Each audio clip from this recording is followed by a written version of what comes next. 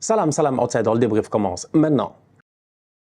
Le Real Madrid de Carlo Ancelotti fait match nul aujourd'hui 1-1 face à Mallorca pour le premier match de la saison en Liga. Franchement, on va être très sérieux. Les champions en titre sont arrivés à l'extérieur, dans les îles Baléares. Et je pense que réellement, les joueurs de Mallorca avaient peut-être envie de montrer à Kylian Mbappé que ce championnat n'est pas un championnat de tocard. Le Real Madrid arrive avec une armada offensive que nous tous on connaît. Kylian Mbappé est arrivé dans ce club-là. J'ai pas eu l'occasion de faire le débrief de la Super Coupe d'Europe, c'est vrai. Ça m'a fait mal parce que j'avais envie de débriefer ce match-là. Malheureusement, voilà, il y a des circonstances qui ont fait que j'étais en voyage et tout, donc j'ai pas eu l'occasion de faire ce débrief-là. Cependant, j'ai eu l'occasion quand même de voir le match. J'ai vu un Real Madrid face à l'Atalanta qui était entreprenant, qui était intéressant. J'ai vu un Kylian Mbappé qui était un tout petit peu timide durant la première partie de match, mais qui à un moment donné s'est lâché. J'ai vu une équipe du Real qui attaquait constamment du côté gauche. Donc du coup, je me suis posé une question à savoir, vont-ils le faire en Liga? On arrive dimanche, prime time, le soir, le Real arrive à Majorque et le Real joue du côté gauche. Le Real, franchement, toute honnêteté, franchement,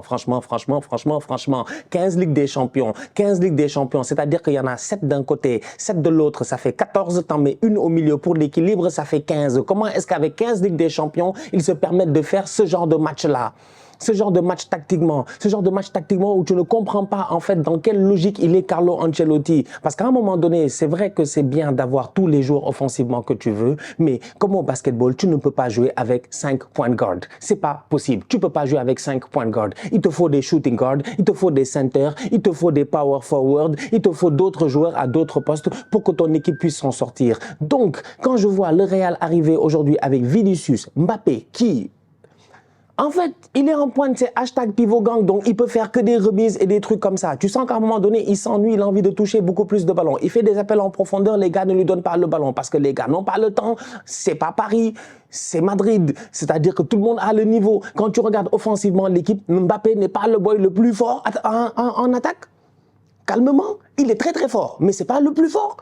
Vinicius, quand il a le ballon, tu stresses pas, tu lui dis pas, vas-y, lâche le ballon, fais quelque chose, tu as confiance en lui. Rodrigo, quand il a le ballon, tu stresses pas, tu as confiance en lui. Bellingham, quand il a le ballon, tu stresses pas, tu as confiance en lui. Donc, du coup, ça te donne une équipe du Real qui, qu'on le veuille ou non, dès le premier match, on le voit, Ancelotti a un problème d'équilibre. Franchement, il faut de la stabilité, il faut de l'équilibre. Cette équipe-là ne pourra pas s'en sortir s'il n'y a pas d'équilibre. Il y a trop d'espace au milieu de terrain. Aujourd'hui, on voit Valverde. Plusieurs fois dans le match, tu le vois. Valverde ne peut pas se permettre d'aller sur le côté droit. Il ne peut pas se permettre d'aller sur le côté droit quand Rodrigo va à gauche. Il est obligé de rester en sentinelle devant la défense parce que sinon, dès qu'ils perdent le ballon, cette équipe-là, ils sont foutus. Dani Carvajal est tout seul sur le côté droit. Il est obligé de faire le baldé, de faire le baldélier, de faire le latelier, d'être obligé d'être latéral et en même temps ailier. Donc, du coup, ça te donne un boy colombien de l'autre côté au niveau de Mallorca, Moïka, mais qui est tranquille. Mais il déboule comme du n'importe quoi. Il fait ce qu'il veut. Il les accélère quand il veut, il décélère quand il veut. Donc du coup, temps réel, ils sont déséquilibrés. Oui, plusieurs fois, on les a vus combiner. C'est vrai, des talonnades par-ci, des talonnades par-là, des petits ballons piqués. Il n'y a pas de problème. Le but de Rodrigo est lui aussi sensationnel, ça. On l'a vu aujourd'hui. Belle frappe de Rodrigo, mais vraiment, la frappe, elle est magnifique. L'angle, il est presque improbable, mais il réussit à très bien enrouler son ballon. Donc on voit plein de choses super positives par rapport au Real. Mais s'il y a un truc qu'on ne peut pas enlever, c'est que cette équipe-là, elle est déséquilibré. Aurélien Tchouaméni au milieu de terrain, je suis désolé franchement, en fait, il peut pas, je sais pas, en fait, je suis perdu. Il a coûté très cher, Tchouaméni, il y a longtemps, il n'y a pas de problème, moi j'en ai rien à faire de son price tag de 100 millions. Mon problème, il n'est pas là, c'est que sur le terrain, sincèrement, c'est que Tchouaméni, c'est pas comme si c'est le 6 des 6. En fait, c'est que c'est un bon joueur, Tchouaméni. C'est un bon joueur de football. Mais est-ce que Tchouaméni, c'est le 6 des 6? Est-ce que Tchouaméni, à lui tout seul, il peut être devant la défense comme Casemiro était dans le temps, devant la défense, et puis il peut gérer à lui tout seul quand les gars ils sont devant? Franchement, j'ai des doutes. J'ai des doutes. J'ai vraiment beaucoup de doutes. Bellingham passe son temps à pousser, il n'y a pas de problème. Il se projette énormément, il n'y a pas de problème. Encore une fois, souvent sur le côté gauche. Donc du coup, Vinicius, Bellingham, Kylian Mbappé sur le côté gauche. Donc à la perte du ballon, tu as Aurélien Tchouaméni qui est tout seul. C'est pour cela que je disais tout à l'heure que Valverde n'est même pas fou pour essayer d'aller là-bas sur le côté droit parce qu'il sait que sinon il va laisser un espace ici, un espace que personne ne pourra combler. Il y a un problème. Je suis désolé, première journée, il y a un problème. Carlo Ancelotti va devoir travailler sur pas mal de choses, mais la première, je pense, c'est essayer de trouver un équilibre dans cette équipe-là. Il fait des changements dans le match à un moment donné. Moi, je ne comprends pas. Quand Tchouaméni il sort et que Modric il rentre, je me dis, mais c'était pour faire quoi? C'était pour faire quoi? C'était pour faire quoi? Franchement. Mais sur-moi un des boys offensivement, densifier le milieu de terrain. En fait, c'est une question de nombre là. C'est pas une question de joueurs, c'est pas une question de profil, c'est pas une question que tu as mini machin. Non, c'est une question de nombre de joueurs au milieu de terrain.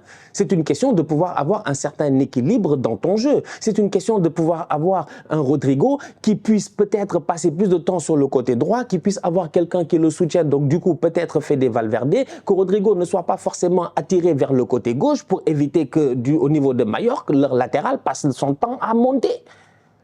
En fait, tu regardes le match aujourd'hui et tu te dis, mais non, il y avait trop d'incohérences. Il y avait trop d'incohérences. Il y avait trop d'incohérences. Et c'est le Real. C'est le Real. On ne peut pas leur pardonner certaines choses. C'est le Real. C'est le Real. Ouh là là là là. C'est le Real. C'est vous les bandits, les lascars de Madrid. On n'est pas là pour être gentils avec le Real. C'est le Real. C'est le Real. Ils ont Kylian Mbappé, Vinicius, Rodrigo. À un moment donné, franchement, soit Jude Bellingham, il accepte de faire ce qu'on lui demandait durant l'Euro et que Southgate ne lui a jamais demandé, c'est-à-dire de jouer beaucoup plus bas sur le terrain. Soit à un moment donné, il va falloir qu'il fasse des choix par rapport au profil de joueur offensif. Et il va falloir qu'il y en ait un qui sorte. Parce qu'ils ne peuvent pas jouer à 4 devant là. Ils ne peuvent pas jouer à 4, machin, leurs 4 fantastiques là devant. Oui, ça peut marcher face à certaines équipes qui vont peut-être, je ne sais pas, face à certains adversaires, ça peut fonctionner, mais il y en a d'autres face auxquels, des fois, tu peux tomber. Aujourd'hui, c'est pas comme s'ils ne sont pas créés des occasions. C'est juste le nombre d'occasions qu'ils se créent sur le même côté. C'est vraiment un déséquilibre offensif qui, pour moi, n'est pas normal. Mbappé s'est créé 2 occasions ou 3 occasions assez intéressantes. Une première, il essaie de toucher, ça passe à côté. Une frappe, le gardien fait l'arrêt. Il y a eu des trucs assez pertinents, mais c'est du côté encore gauche. Vinicius, il a été pertinent du côté gauche. Rodrigo, il a marqué du côté gauche. C'est way too much. Franchement, c'est way too much. Donc, du coup, ça donne un Real qui fait match nul aujourd'hui 1-1 face à Mallorca. Et on peut le dire, malgré tout l'armada de joueurs offensivement qu'ils ont, eh ben, malheureusement, aujourd'hui, ils ont été un tout petit peu ils ont été à court d'idées. En plus, ils sont tombés sur un très bon gardien au niveau de Mallorca, un gardien qui les a fatigués, qui a réussi à faire des bons arrêts. Mais n'empêche, je trouve qu'au milieu de terrain, aujourd'hui, Mallorca, si tu regardes bien, en deuxième mi-temps, mais Mallorca doit marquer. En fait, c'est... Attends, peut-être les expected goals. Où sont les expected goals? Ouais, Mallorca a plus d'expected goals que le Real, en fait. Mallorca a plus d'expected goals que le Real. Franchement, ils sont à 0,96, presque à 1 but. Et les autres, ils sont à 0,60. C'est pour dire, Mallorca a même plus de... Mais franchement, c'est-à-dire que Mallorca, c'est parce que c'est des tocards. En fait, c'est des nullards, en fait, les boys de Mallorca, mais normalement, en deuxième mi-temps, Mallorca doit prendre l'avantage. Ils doivent claquer un but. Thibaut Courtois a été excellent. D'ailleurs, ça me permet de parler de Lounine rapidement. Voilà, moi, j'ai... Comment l'expliquer? J'ai un peu mal pour lui. Parce que Lounine Miskin, l'année passée, en fait, on en a oublié rapidement ce que Lounine avait l'année passée. Le football est ingrat. Lounine est un très grand joueur de football. Il a été excellent la saison passée. Il a permis au Real, je pense, de tenir en l'absence de Thibaut Courtois. Faut pas l'oublier. Malheureusement, Thibaut Courtois a repris sa place. Heureusement pour lui. Malheureusement pour Lounine. Donc, du coup, Lounine, il se retrouve sur le banc et on l'oublie. En plus, Courtois, il fait des grands matchs et des tops arrêts. Donc, aujourd'hui, Courtois, il permet quand même au Real de s'en sortir sur pas mal d'occasions. Mais au-delà de cela, Mallorca peuvent avoir des regrets. Ils ont raté beaucoup d'occasions. Ils ont raté beaucoup de contre-attaques. Il y avait plusieurs fois, en fait, où les boys de Mallorca, ils partaient et le Real, tu sentais qu'au milieu, il y avait personne. C'était un boulevard. Ils avaient l'opportunité, avec un peu plus de calme, un peu plus de sérénité, de claquer des buts. Ils auraient pu peut-être aller chercher une victoire, je pense, 2-1. Mallorca peut avoir des regrets à la fin de ce match-là. Et comme je dis, c'est le premier match du Real cette saison en Liga. Ils ont Kylian Mbappé. Ça, faut pas essayer de faire semblant, machin. Non, non, non, non, non. Non, ils ont la meilleure attaque au monde. En fait, on rêve de leur attaque. Rodrigo, tout le monde le veut. City, tu leur donnes Rodrigo aujourd'hui. Ils sont heureux. Arsenal, tu nous donnes Rodrigo. On est heureux. Il n'y a pas un club aujourd'hui qui ne serait pas heureux d'avoir Rodrigo. C'est un excellent joueur de football. Et pourtant, c'est lui que durant le mercato, ils étaient en train de dire Rodrigo doit partir, va-t-il partir, peut-être il va partir et tout. Mais Rodrigo n'est pas moins important que Mbappé, pas moins important que Vinicius et pas moins important que Bellingham.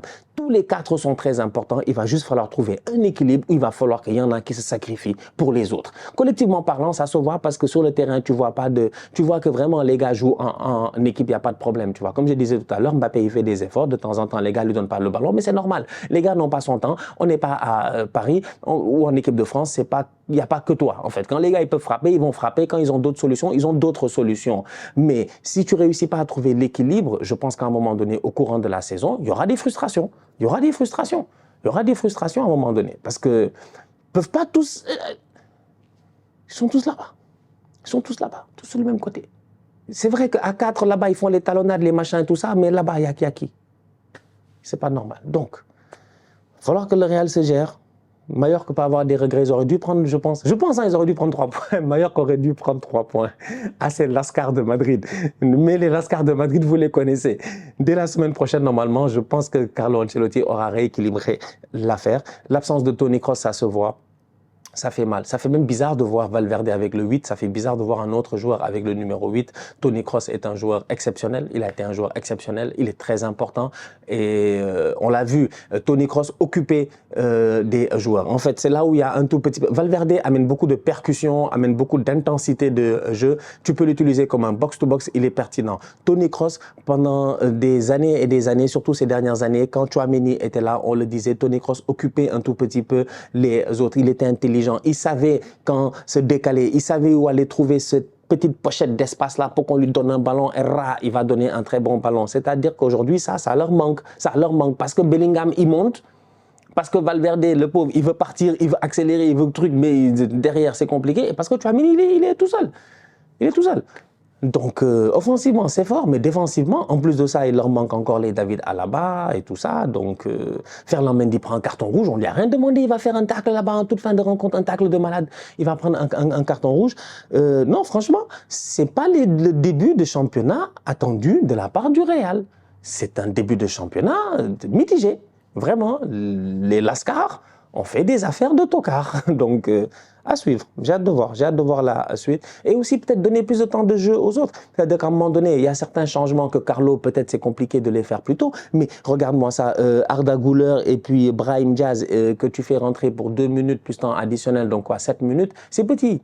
C'est petit pour prendre du rythme et tout face à une équipe qui, pendant ce temps-là, c'est eux qui ont le rythme. C'est Mallorca qui a le ballon, c'est Mallorca qui pousse, c'est Mallorca qui veut marquer. Toi, tu fais rentrer des boys pendant 7 minutes. C'est difficile, ils sont obligés de défendre. Alors que tu les as fait rentrer pour claquer des buts, alors qu'ils n'ont pas le ballon. C'est compliqué. C'est compliqué. Donc là aussi, je ne comprends pas. C'est vrai que tu as 4 fantastiques devant. Ça peut être dur de faire des changements, mais de temps en temps, il va falloir les faire. Aujourd'hui, Mbappé n'est pas sorti. C'est Bellingham et Vinicius qui sont sortis. Mais je pense qu'il y en a certains qui auraient dû sortir plus tôt. Ils auraient dû sortir plus tôt. 20 minutes avant, ils auraient dû sortir. Il y avait de quoi faire, rééquilibrer l'affaire. Donc, franchement, écoute, tout va bien. Tout va bien. Ils sont champions en titre. Ils ont tout gagné encore une fois. C'est eux, ils nous traumatisent. Chacun son médicament. Soit c'est Manchester City, soit c'est le Real. Cependant, aujourd'hui, ils nous ont montré qu'il y a moyen que les autres puissent en profiter. Donc, à suivre. La saison est encore très très longue. Et au Real, avec le Real, excusez-moi, tout est possible. Franchement, tout est possible. Et le mercato n'est même pas terminé. Donc, tout est encore doublement possible. La famille, on se capte très bientôt pour une nouvelle vidéo. D'ici là, on continue à liker, on continue à partager, on s'abonne, on s'abonne, on s'abonne. On est ensemble, on reste en santé, c'est toujours le plus important. Tous outside.